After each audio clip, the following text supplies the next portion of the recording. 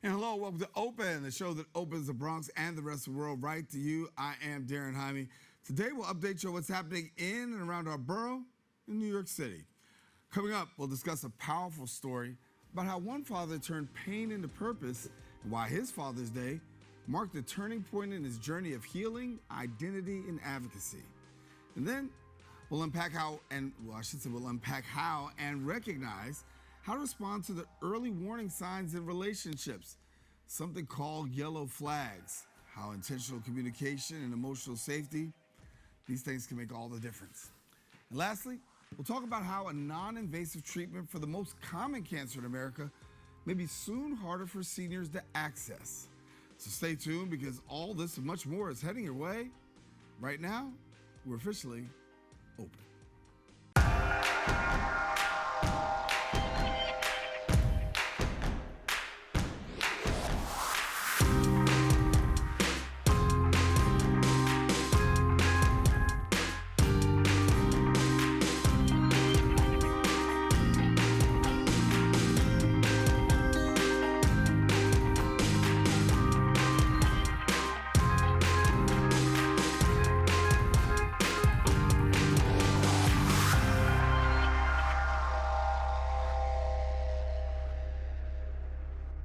And hello, everyone. I am Daren Jaime. You're now watching Open, a live program bringing the Bronx and New York City straight to you. We also want to welcome our viewers to the Manhattan Neighborhood Network, as Open is being broadcast simultaneously on MNN's channels. You can stay connected to us on all of our social media platforms at BronxNet TV. Some things have been going on through the past week. We'll take you through it with some Bronx updates.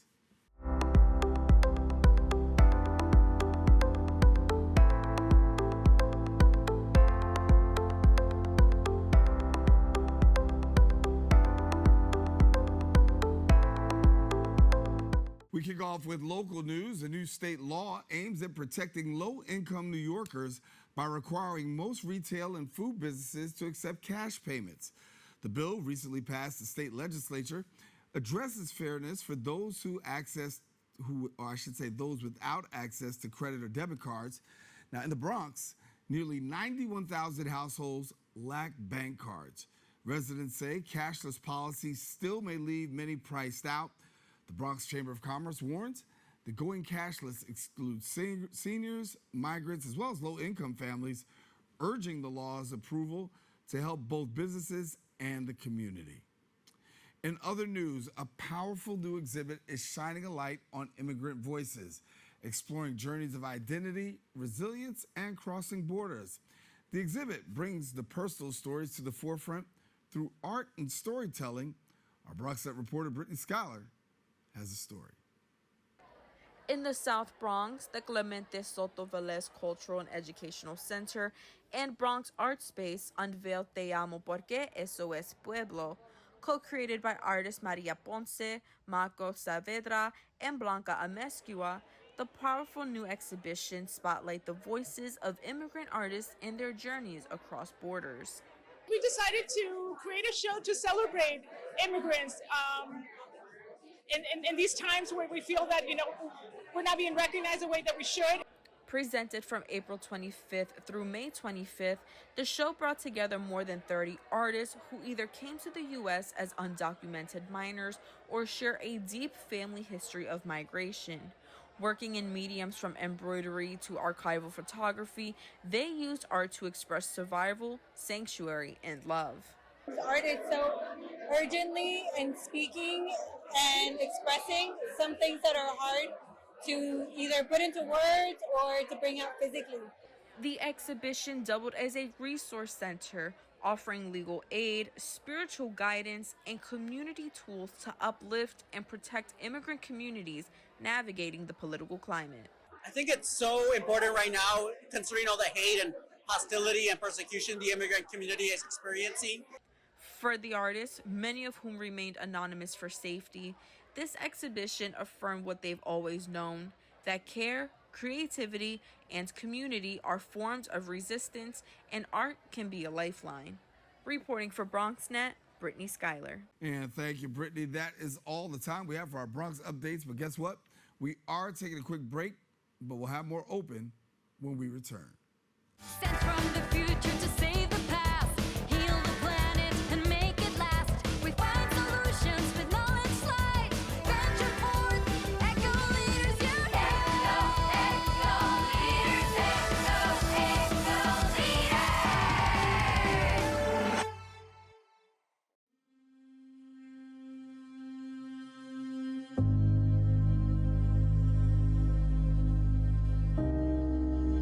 Only 57% of New York City high school students are college ready by their senior year.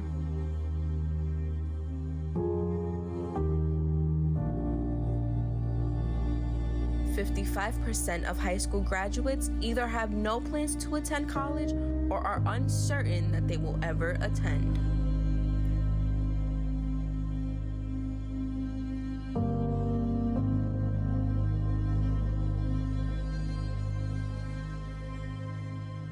"34% of young adults don't go to college because they can't afford it.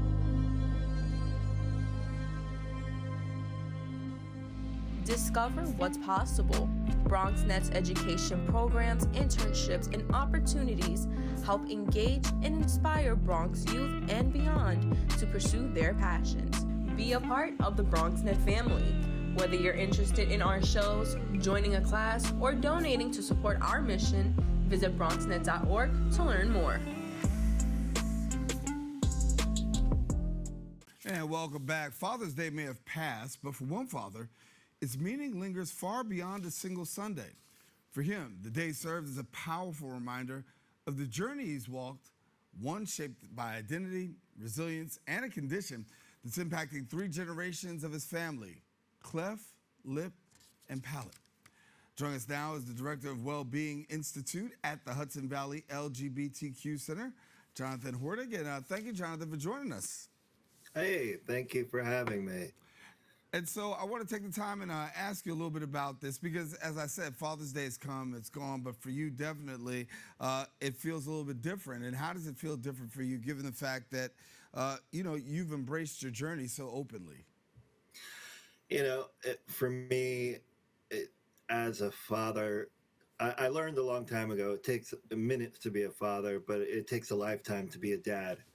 And somebody who is cleft affected and having a father who's cleft affected and having a son who's cleft affected makes it that much more intimate in the relationship that we all have.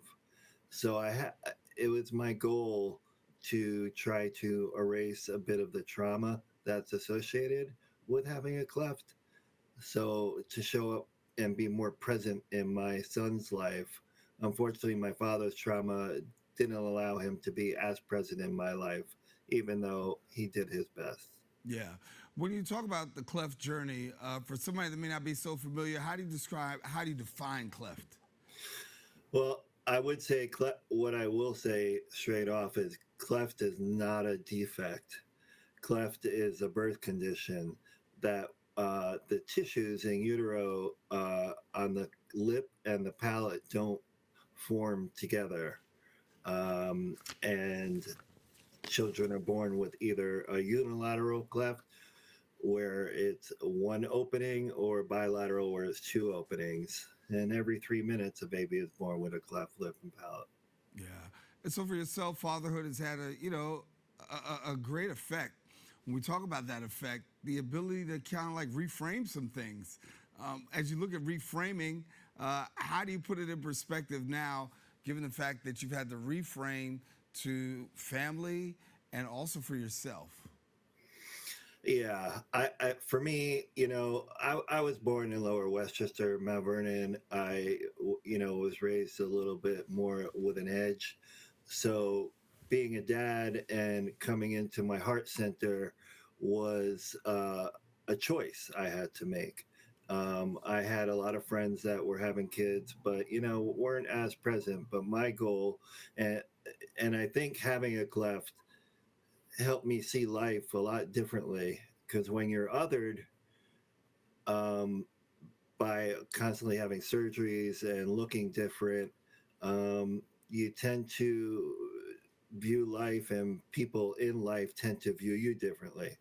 So my goal again was to be more present and heart centered with my son. And as you conversate and converse, I should say converse with your son, what are those conversations like? How are you able to, just be so forthright and share your experience? Well, what working with Smile Train, the organization, it it's a massive organization, and it's taught me a lot over the years that you know, we're not disabled. We don't. There's nothing wrong with who we are based on how we look, and that is a wonderful gift. Being a part of Smile Train has taken me into a we. It's great. There's such a massive community.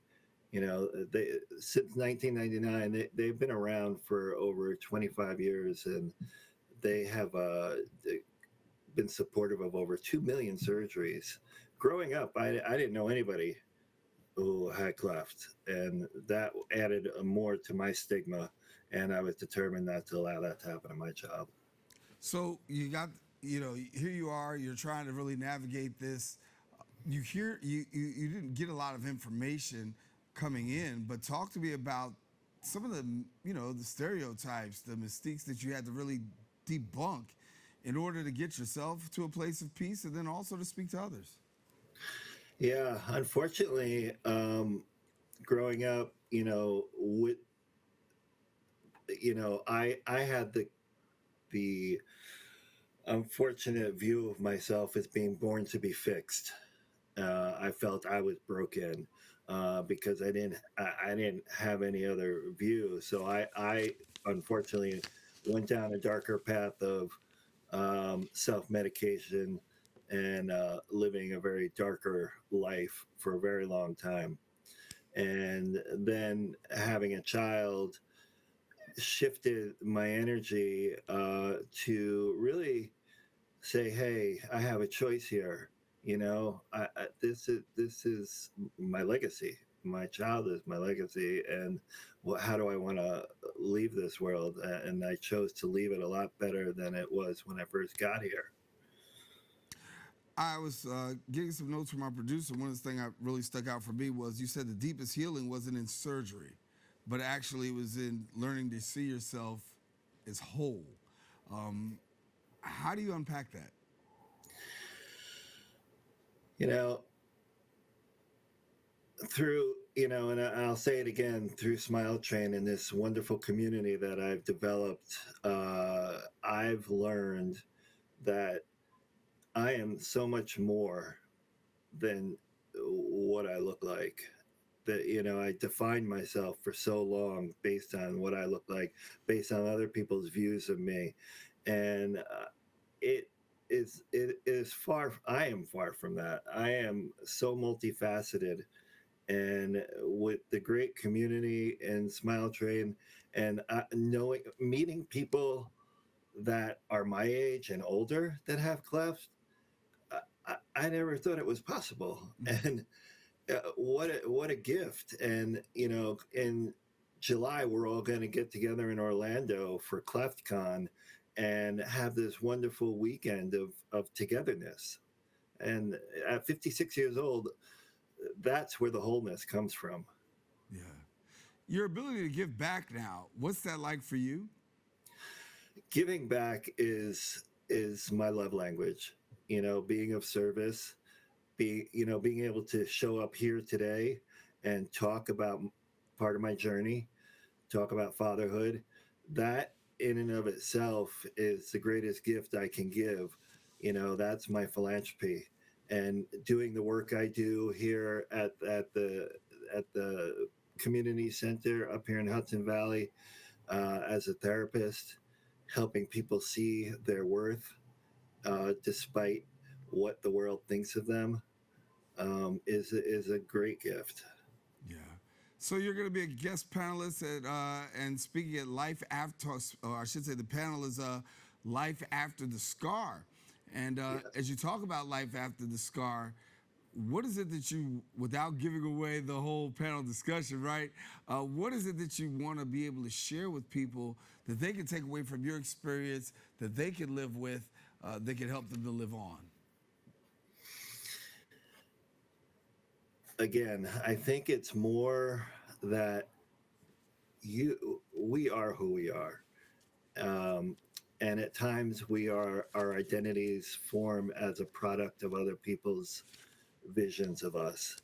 And the goal is for me to translate to people that we are so much more. We are multi-leveled, multi-dimensional individuals with a community here that is beyond anything anybody can imagine, that you are not alone.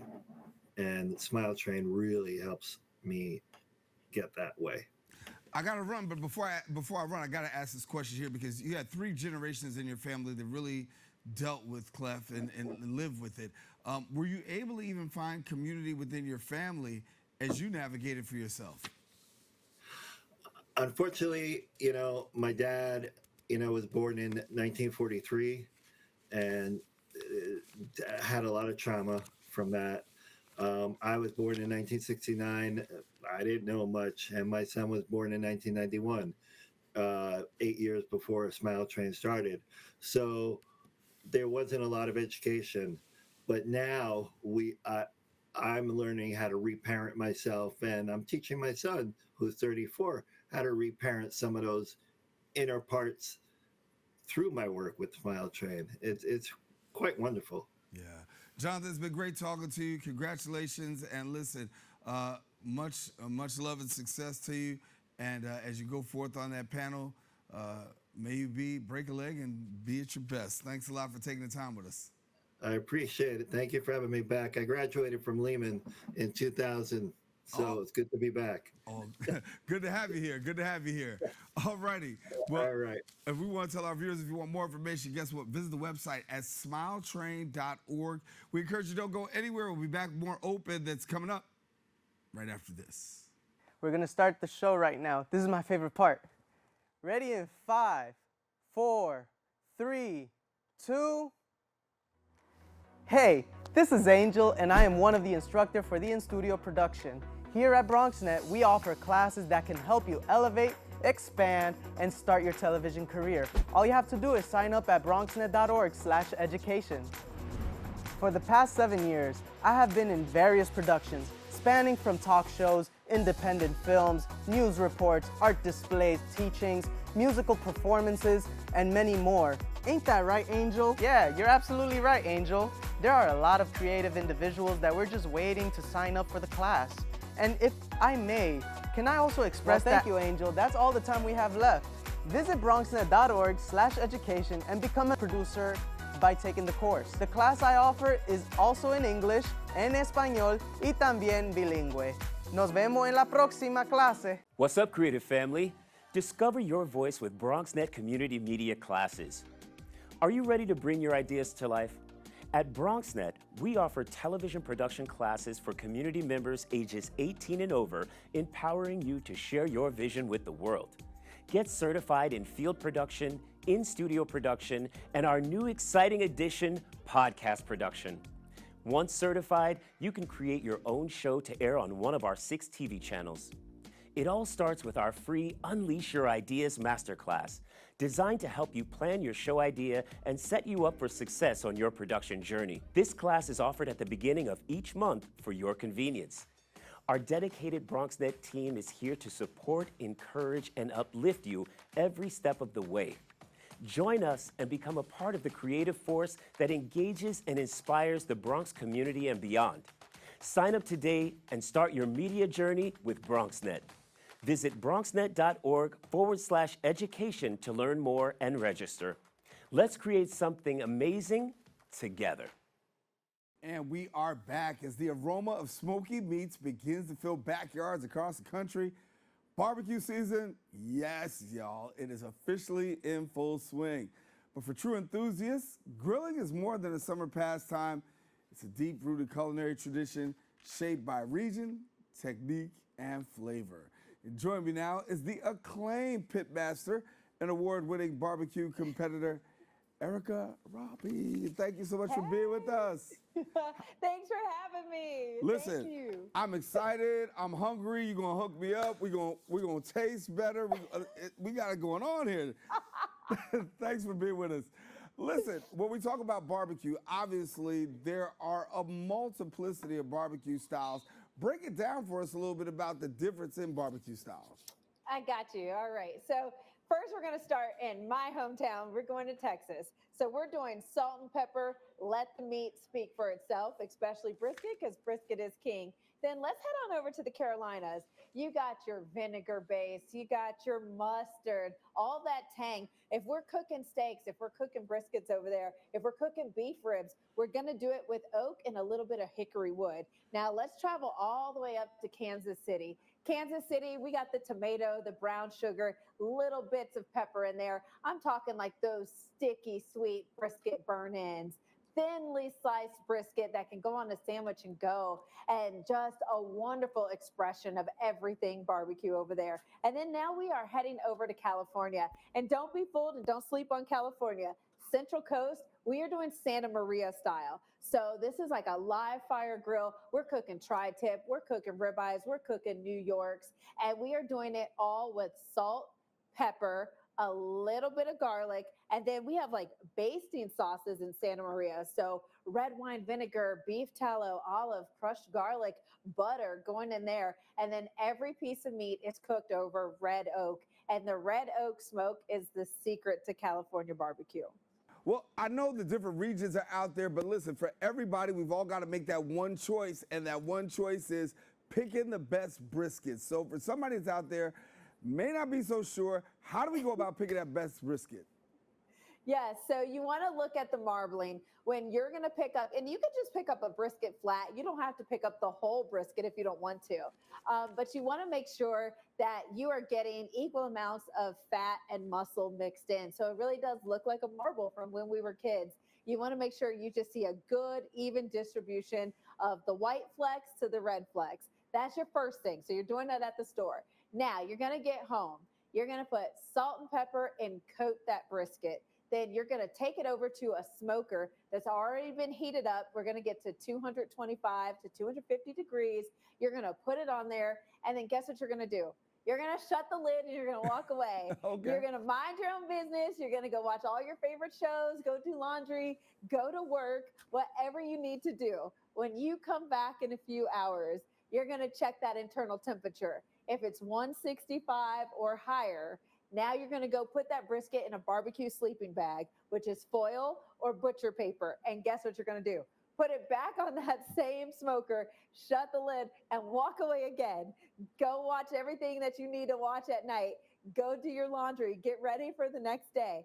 When you come back out in a few hours, you're going to check that internal temperature. If it's in the 200 to 205 range, your brisket is ready. So the biggest thing is, do not babysit your brisket just because it's a big piece of meat, just because of all the hoopla around it. The way it was intended to be cooked, the way it's always cooked that makes it the best is to set it and forget it and leave it alone.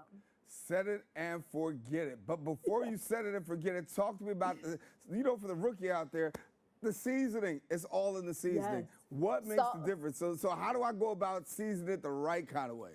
Yes. So you want to get yourself a nice, good seasoning shaker. Use one that, is empty, but you want to get kosher, coarse salt. So not the fine salt. And you want to get thick, coarse black pepper. Mix it together. We call that a Dalmatian rub because it looks like a Dalmatian, the black and white spots. Mix that together.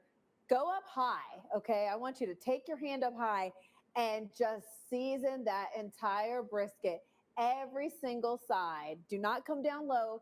Stay up high so you get a uniform thing because that's going to be your crust. And then if you want to go in there and throw your own little flair on there, you can use onion powder, granulated garlic powder, one of your favorite barbecue rubs. You put your signature on that brisket the way you want and just put it on the smoker. That's all you got to do. Gotta let her cook. We gotta let her cook. All right, Erica. Like Glorilla says, let her cook. Let her cook. Speaking of let her cook, listen, what are you grilling these days? Oh, goodness, you've got to see this.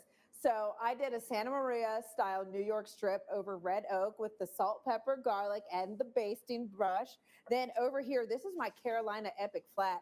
And I just stacked sliced brisket, mile high coleslaw, nice tangy and vinegary, and then a mustard barbecue sauce on a brioche. We hit that brisket with some hickory smoke. And then over here is my Meet Me in Kansas City. And I took a brisket flat and I did it in a pastrami rub.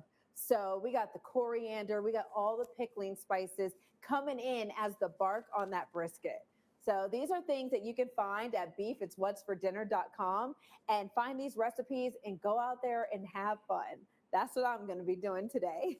Listen, I'm trying to finish this segment so I can get to eating, because right now this isn't going well. I got to sit and look, and I can't taste, but I can go home and practice. So for somebody who's got some skills at home and wants to go home and practice, where do we go? Where do we find some of the best recipes to do our thing?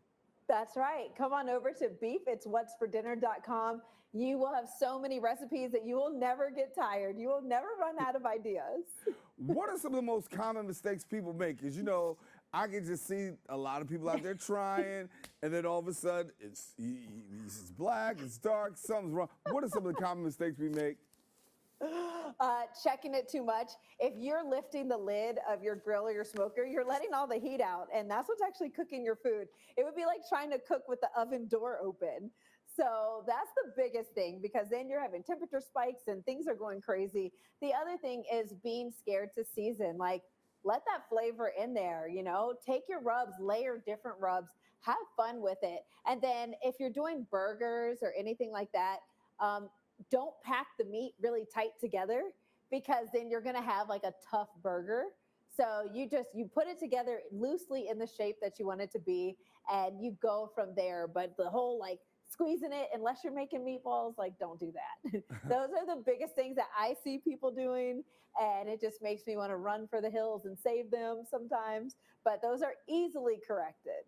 All right. Beef is very forgiving, so you can make a lot of mistakes. You'll be okay in the long run. We're going to let Erica cook. Thank you so much for being with us. Listen, I'm going to take some of this stuff. I mean, my last guest was like, get all the information we can. I'm like, yeah, I'm going to get you some information. So we got the information.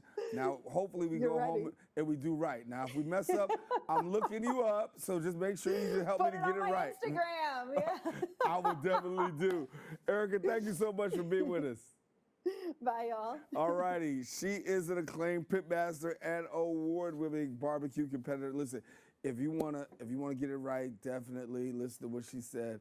Now, if you want more information, go ahead and visit the website at beefiswhatsfordinner.com. Encouraging you, don't go anywhere. We'll be back more open coming up right after this.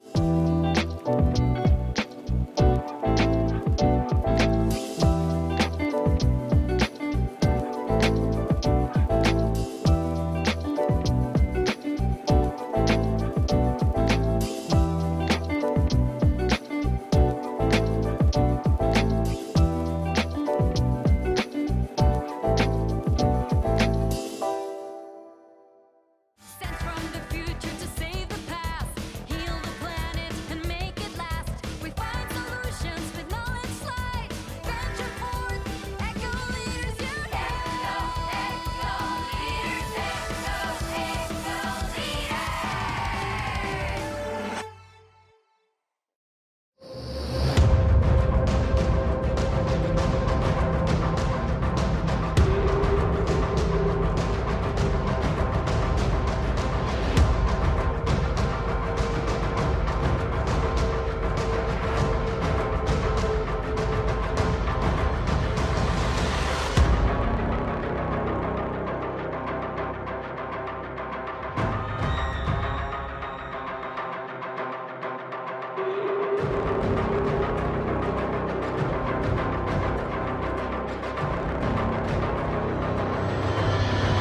And we are back. In every relationship, the signs of a deeper trouble often start with tension in conversations.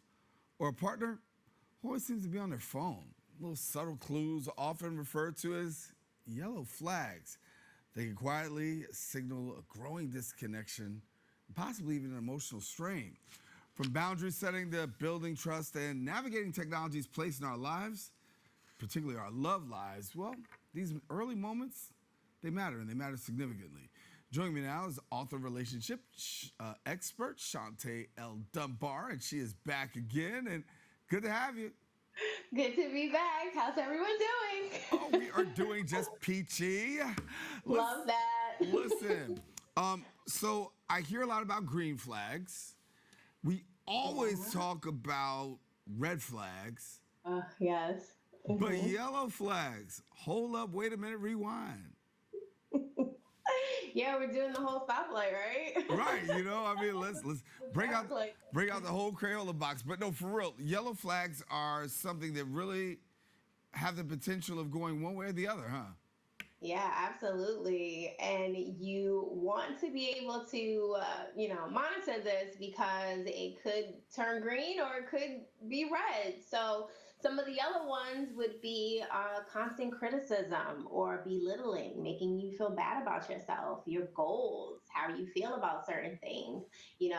This is a sign that, your partner might not be listening to you or even interested, or even like kind of projecting how they feel about themselves onto you. So you want to be aware of that kind of thing.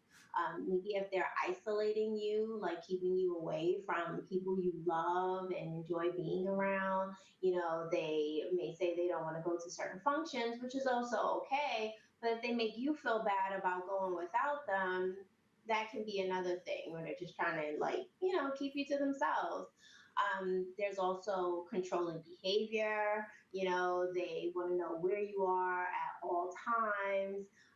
If they, want to make sure they have access to you all the time. And, the one time you don't pick up your phone or the one time you don't answer quickly, it becomes a problem.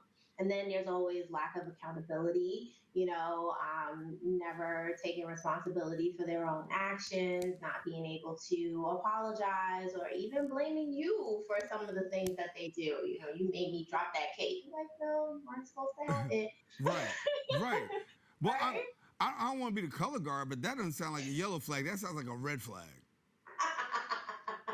Right. Yeah, it's true, right? It starts with these little things, but they build and they become more serious. Like even like innocent interactions with people, right? They can turn into like this really bad jealous person or possessive, and like you're just walking through a door that someone held for you, and they're like, "Oh, you're flirting," and you're like, "I was just."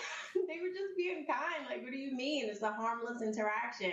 So yeah, definitely yellow flags to watch out for. Most of these yellow flags lead to red flags, and you should probably get out of there. Yeah, quickly. And so when we talk about boundaries, a lot of people have trouble setting them, or even recognizing them. But when you talk about emotional boundaries, give me an example of that emotional boundary and how people can really guard their emotional boundary. I would say one for sure is like asking for space, like during conflict. Sometimes you are overwhelmed and it's okay to say, hey, listen, I need to take a beat and I need to like process this. I'm not ignoring you. I'm not, trying to hurt your feelings. I just need a little space to, kind of figure out where this is going or what we're really talking about. Because sometimes people are caught off guard and didn't even know there was a problem until, they sometimes get attacked, right? So one of my other favorite ones is limiting your emotional labor.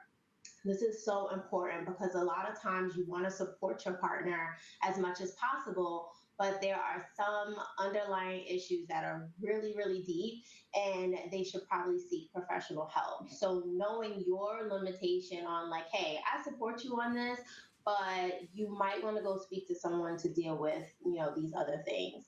So, just being clear about your communication, also letting them know like, hey, when we argue, I don't appreciate you raising your voice. It makes me feel small or it makes me want to shut down. These are all things that kind of help you keep your boundary, let the other person be aware of your boundary, and then you can communicate to, talk better to each other. I think we've all had this happen at one time or another. Maybe it starts off with a conversation and the conversation just blows out into full-fledged argument. And then you sit there like at home, like, how did I even get here? Like, I just thought we were talking and all of a sudden just went left and went red, right? But how do you get to the place where you can just talk about what you need without it blowing up into this full-fledged, Yeah. yeah, because then that takes days to unpack. It definitely does. And it's all about like nipping it in the bud, like when it's happening, right? Sometimes you don't want to do things and you can say no to stuff without feeling guilty about it, right? Like saying, listen, on Sundays, I really don't like going out. This is my time for myself. And, it's nothing personal. I just need this space. Your partner should be able to understand that, especially when you set it ahead of time versus constantly saying no to things without really explaining why. So, communication is always like the big part, being clear, confronting it like immediately, and, watching that tone of voice because that'll definitely change some things. From 0 to 100 real quick. Yeah, that's it. Real quick. Phones. We got to talk about phones because we know how many relationships have been terminated by the phone, right? And sometimes it's not even who's on the other side of the phone. Sometimes it can be the simple fact that you're always on your phone. The phone. Yes. Agreed. So, oh my God, unpack this, please. So like phones, you have to have boundaries with your phone, right? Like when we go out to dinner, I'm expecting you to pay attention to me and not scroll through social media while you're on your phone or checking work emails or whatever else people do on their phones. Like it's pretty rude and it can come off like you're not interested in what, your partner's saying. They can feel ignored. Other things is like with social media, like you have to be careful. You can like a picture without liking the picture, right? Right. If you know your partner is like weird about certain things like that, it's like, why trigger them? Just, you can admire yourself without putting heart eye emojis and doing the most. Right. It's called scrolling past. You can like it from a distance. You have to tell somebody, right? Because then if you tell somebody, now you have to answer some questions. I mean, that's just... Exactly. But for what? Exactly. But the phone, honestly, is one of the biggest things nowadays that a lot of couples are actually having to navigate through. And it's almost like you have to come to like terms of agreement in your own relationship when it comes to how you deal with phones. It's true because phones are at this point connected to our hands, right? Right. We use it for everything. We're taking pictures, we're answering emails, we're answering texts, we're writing notes, right? Nobody uses pen and paper anymore, it seems. Everybody's just doing these things and the phone is able to just give you access to so much. It's hard to like just put it down. But if you want to have better human interactions, you need to put the phone down. You see people walking down the street holding their phones, about to run into a pole. Like it's an addiction. Lady nearly got hit by a car, but just yesterday, just walking with not even paying attention. Right, exactly. Crazy. So yeah, definitely setting some boundaries like on your phones or the times that you use it, or at least like with your partner. If you're not like sharing screen time together, sometimes it's like just put it away for the moment. You'll live. You'll be okay. You'll be there when you get back. Yeah, right. So when we talk about the flags again, yes. Does this go into the yellow flag or red flag category? It could be either or, right? Like sometimes people have a lot of work things that they have to take care of. Sometimes your jobs are like very demanding and you have to get, certain deadlines, reach certain deadlines. So, just explaining this to your partner, again, comes back to that communication. Like, hey, I'm on call today, so I might have to check my phone a little more frequent than I, would normally. Just giving you a heads up. I'll try to be as quick as possible. A yellow flag for me, though, is definitely like going out to eat and like the phone is like on the table, like automatically. it's like, why is this here? Right. Put that thing away. I think I wanted to bring you along, not the phone, right? Exactly. It, So, it's pretty common these days, and it's funny that we're laughing, but right now there's some people who are on timeout simply because of this, right? You know what I'm saying? Like we're silent treatment. They're going through it. right. 2 days, 2 weeks, all of a sudden we ain't talking because the phone is really. Yeah. So last minute tips before we go. I just got about a minute left. How do we solidify that quality time? I would say just one cool technology is the shared calendar, right? And this is something that you can use with your partner to kind of manage your life together. Like, I want to do this on a Saturday. Let me check the calendar to see if we are like both available. Or maybe when you want to schedule things with your partner, just, giving them a heads up. Hey, put this in the calendar. This is our block of time. Like, technology is not always bad. There are like really positive components to it, like when you're on work trips or just away in general or having long distance relationships, who doesn't love a good FaceTime, right? So phones aren't always like a bad thing, but it depends on the usage and being mindful of, your partner, and, that quality time will happen if you make time for it. Right. Yeah. Gotta make that time. Make that time. That is the story of the day. All right. Shauntay, it's been great talking to you as always. You gotta come back. We got more stuff to talk about. Just wasn't enough time. Oh, please. It's so much to talk about, and I'll be ready. All right. Well, all right, you guys. All right. We'll be talking soon. Sounds good. All right. Take care now. Bye.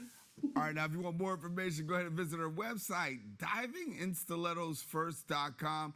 You'll find out all you need to know with relationship advice and also some things she's got going on social media. Encourage you, don't go anywhere. We'll be back more open coming up right after this.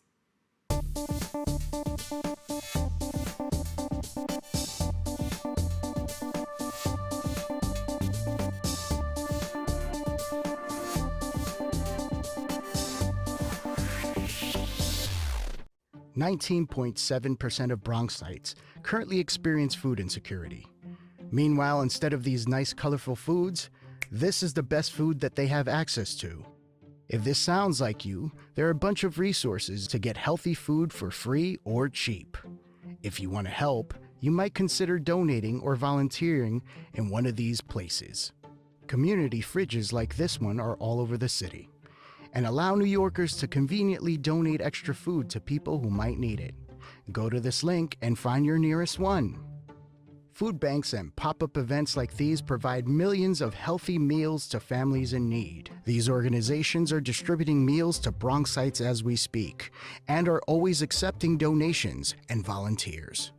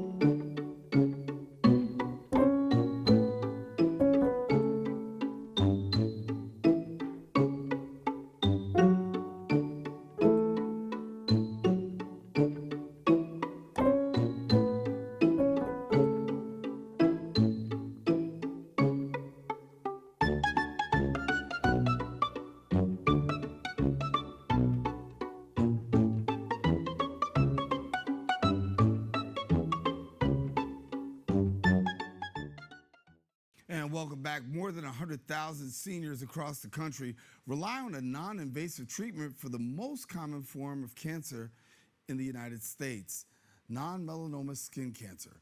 But a proposed change to Medicare policy is raising concern among health experts and patient advocates who warn it could limit access to this highly effective therapy.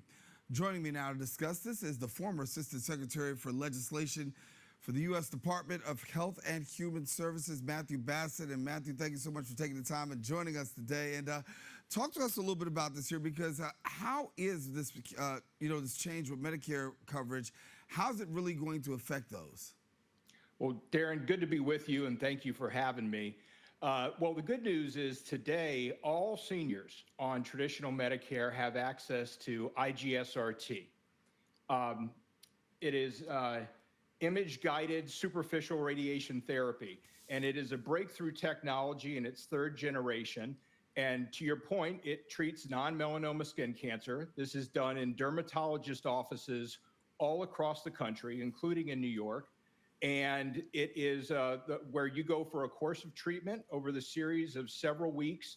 It is painless, it is non-invasive, and it has a 99.3% cure rate.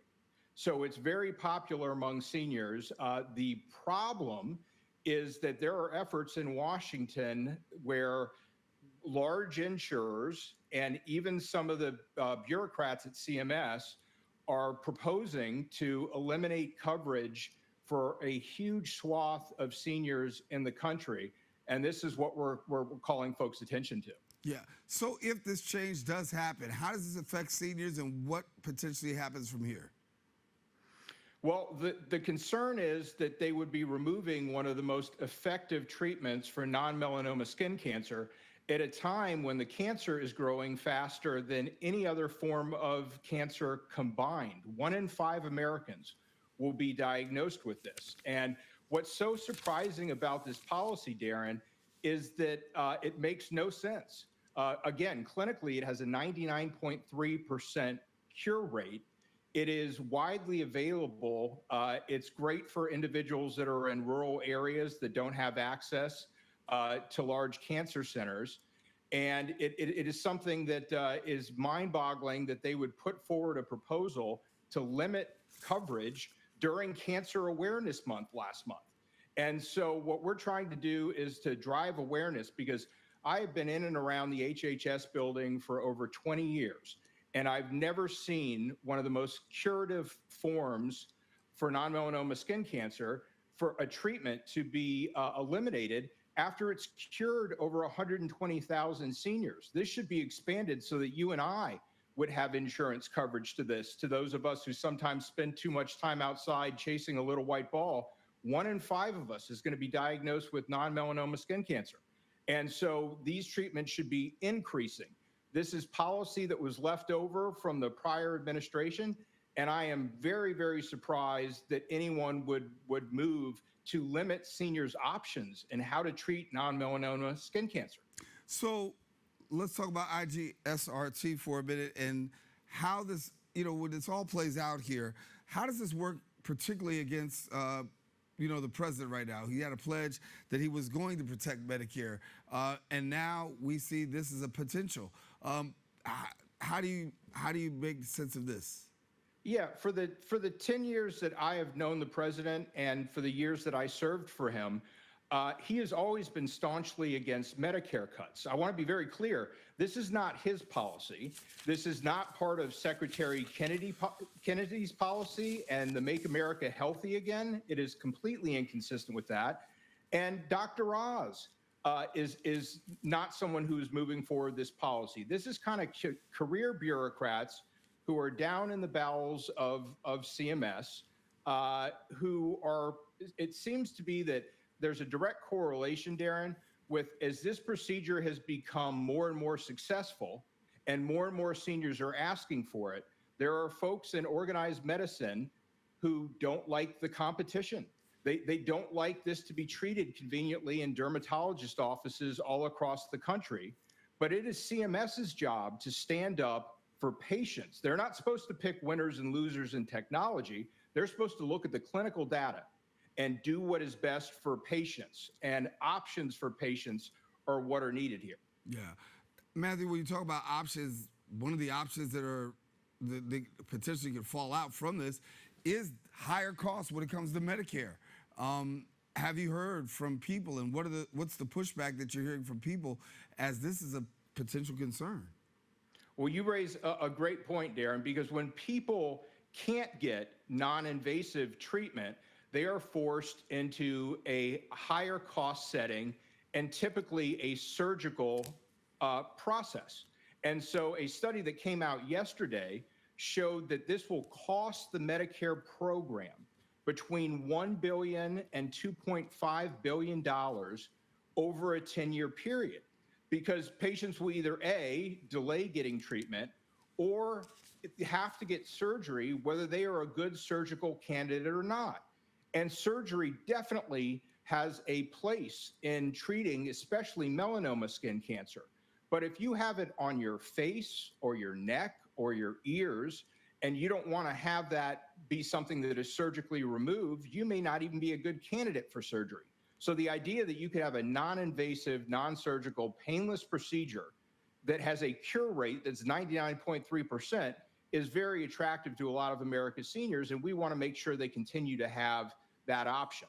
Yeah, I mean, you kind of stole my thunder there on that one, Matthew, because I was going to say, when you talk about seniors in particular and surgery at all, most will opt for a non-invasive procedure because we understand the recovery time that's associated with seniors and the things that, you know, the medicine and the whole 9 yards that comes along with any type of surgery that's non-invasive.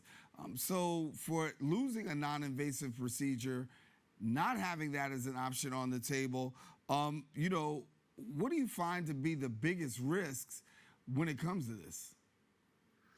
I think the biggest risk, you hit the nail on the head, why would we limit treatment options for the fastest growing cancer in the country? Why would we get rid of one of the most effective procedures? 120,000 seniors have already been cured using this technology. This has been available in New York since 2022, and over 800 seniors in New York have been cured in this technology. So it just doesn't make any sense to limit the options that patients have. And the big problem, Daren, is if a couple insurers get away with not paying for this procedure and limiting options, then the concern is other Medicare insurers will follow. And that's why we have started and launched patientsact.org. And we would encourage everyone who's concerned about this, who's had a family member who's had non-melanoma skin cancer or may have been diagnosed themselves, to come to patientsact.org. It's very easy for you to email the insurers that are considering these changes to encourage them not to go in that direction. That's why they have these open comment periods. And it also allows you to email your congressman, HHS, CMS, and the White House to ask the president to please intervene on this. He has never cut Medicare benefits, and I trust at the end of the day, it will probably take him picking up the phone to make this decision, and I believe that he will. Yeah. Is this the best way to go about protecting and having access to this? Absolutely, because even if it's not an insurer that affects you and your coverage plan, if one or more of these get away with doing this, and I've never seen something this successful be removed from the market. And I think shedding light on this and making people aware of it and bringing it to their attention that they have a benefit today that they might not have at the end of the summer. And imagine patients who are in treatment right now, Daren, who are wondering, if this goes through, will I be able to continue my treatments? It is a disaster for no reason, and this is totally preventable. And if people will raise their voices and get involved, hopefully we can stop this and make it so that all Americans have access to IGSRT, not just seniors. When I think about the numbers of 5 million plus people have non-melanoma skin cancer, 9,500 diagnosed every day. That's an alarming number. It is. It is. I mean, it's the fastest growing. We all tend to spend a little too much time out in the sun, and most of the damage that we do before we're 15 years old. So it's unfortunately a ticking time bomb for a lot of us. And we have the technology. IGSRT is in its third iteration. It is wildly effective. And it's something that we feel that every American should have covered in their health plan. And we're not going to stop until everybody has access to this life-sustaining and life-enhancing procedure. Yeah. I know you were nominated by the president in 2017. As we look now and we see what's potentially on the horizon when it comes to this right here, it brings you to great concern.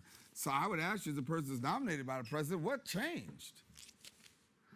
Yeah, I think what changed was this is something that carried over from the prior administration. And unless I've missed a memo, there's not a lot that this president is continuing that the former president was into. So the idea that they would take the worst piece of policy and allow it to move forward is pretty surprising to me. And I think it's more of there's so much going on in the world right now that the key is in a very, very busy news cycle to make people aware of this. And I can't thank you enough, Daren, for having me on to allow me to do just that. No, it's a conversation that needs to be had. I think sometimes when we look at these numbers, as I said just a few seconds ago, the numbers are startling, to know that this many people are being affected. But as we move throughout the course of every day, we've got 10,000 other things that we're looking at. Many people don't even know when it comes to non-melanoma skin cancer, the rates and the amount of seniors that are actually, affected. I know you're continuing to fight the good fight of faith, but for yourself, as you have these conversations with seniors, what are you hearing from them?